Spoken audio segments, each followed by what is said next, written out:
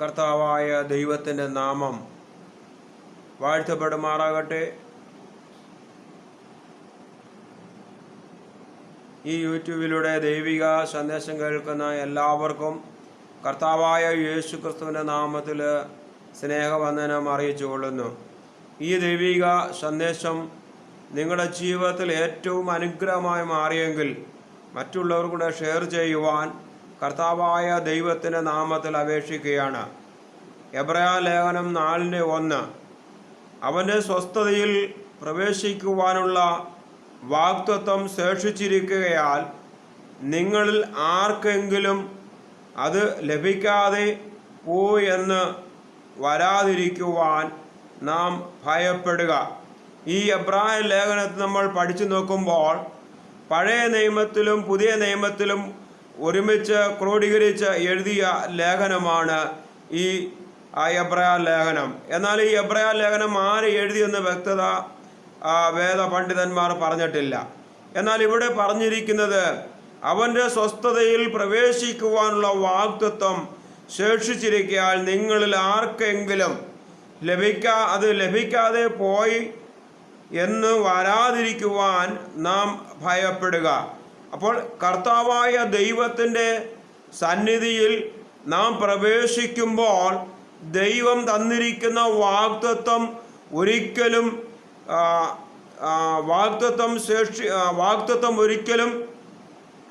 നമ്മുടെ ജീവിതത്തിൽ നിന്ന് മാറിപ്പോകാതെ നമ്മൾ തന്നെ അതിന് സുരക്ഷിതയോടെ ആയിരിക്കുകയാണെങ്കിൽ തീർച്ചയായും ആ വാഗ്ദത്തം നമ്മുടെ ജീവിതത്തിൽ കടക്കുവാൻ തക്കവണ്ണം ഇടയായിത്തീരും. അതാണ് ഇവിടെ പറഞ്ഞിരിക്കുന്നത്. ശേഷിച്ചിരിക്കയാൽ നിങ്ങൾ ആർക്കെങ്കിലും ലഭിക്കാതെ പോയി എന്ന് വരികിൽ, അപ്പോൾ ഒരിക്കലും നമ്മുടെ ജീവിതത്തിൽ നിന്ന് വാഗ്ദത്തം പോകാതിരിക്കുവാൻ തക്കവണ്ണം നമ്മളെ തന്നെ സംരക്ഷണം ചെയ്ത് ദൈവത്തിൻ്റെ ഭയത്തോടായിരിക്കുകയാണെങ്കിൽ തീർച്ചയായും ആ വാഗ്ദത്തം നമ്മളിൽ തന്നെ ഉൾക്കൊള്ളിക്കുവാൻ തക്കവണ്ണം ഇടയായിത്തീരും.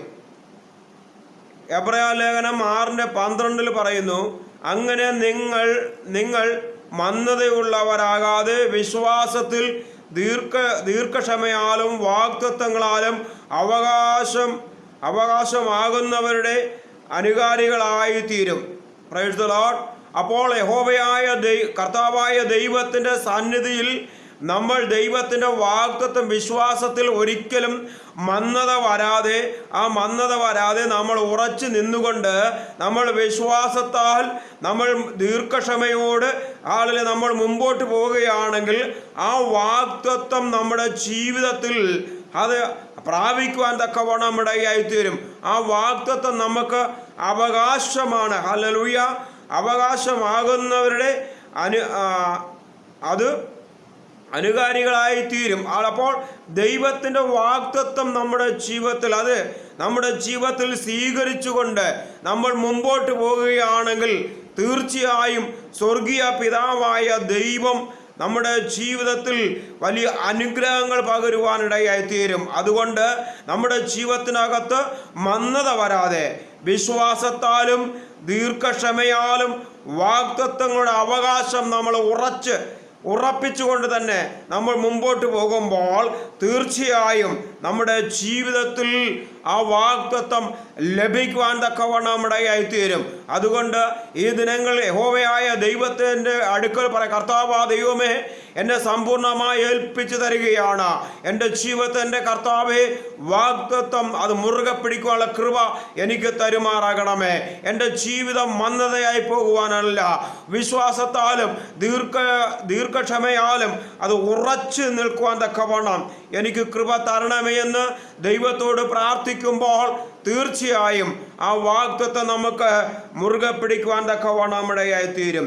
റോമാലേഖനം 4:19 മുതൽ 20 വാക്യം നമ്മൾ വായിക്കുമ്പോൾ അവിടെ വ്യക്തമായി ഓരോ കാര്യങ്ങൾ എഴുതിയിട്ടുണ്ട്. Hallelujah, hallelujah. അവൻ ഏകദേശം 100 വയസ്സുള്ളവനാകയാൽ തൻ്റെ ശരീരം നിർജീവമായി പോയതും സാറയുടെ ഗർഭപാത്രത്തിൻ്റെ നിർജ്ജനാവസ്ഥ ഗ്രഹിച്ചിട്ടും വിശ്വാസത്താൽ ക്ഷീണിച്ചില്ല. ഹല്ലേലൂയ. അതാണ് നമ്മുടെ ജീവിതത്തിൽ വേണ്ടത്. വാഗ്ദത്തം ഹാളിലെ ഒരു മകന് ലഭിക്കാനുള്ള വാഗ്ദത്തം ദൈവം കൊടുത്തിട്ടുണ്ട്.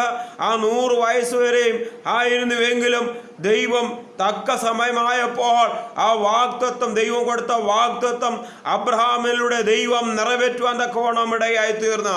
അവിടെ അബ്രഹാമോ ക്ഷീണിക്കുവാനോ ഒന്നും ഇടയായില്ല. അതുകൊണ്ട് ഈ ദിനങ്ങളിൽ നമ്മുടെ ജീവിതത്തിനകത്ത് ദൈവം തന്നിരിക്കുന്ന വാഗ്ദത്തങ്ങൾ ചിലപ്പം വളരെ പെട്ടെന്ന് നിറവേറിയിരിക്കുക, ചിലപ്പോൾ ഹല്ലേലൂയ വാഗ്ദത്തം ലേറ്റായി നമ്മുടെ ജീവിതത്തിലേക്ക് കടന്നു വന്നിരിക്കുക. ഏതായാലും കർത്താവ് തന്നിരിക്കുന്ന വാഗ്ദത്തം, കർത്താവ് ദൈവമേ ആ വാഗ്ദത്തം എൻ്റെ ജീവിതത്തിൽ നിവർത്തിക്കണമേ എന്ന് നമ്മൾ ആത്മാർത്ഥതയോട്, ക്ഷമയോട്, വിശ്വാസത്തോട് നമ്മൾ ഉറച്ചു നിൽക്കുകയാണെങ്കിൽ തീർച്ചയായും ഒരിക്കലും ക്ഷീണം വരാതെ ആ വാഗ്ദത്തത്തിൽ ഉറച്ചു നിന്നുകൊണ്ട് നമുക്ക് മുമ്പോട്ട് പോകുവാനിടയായി തീരും.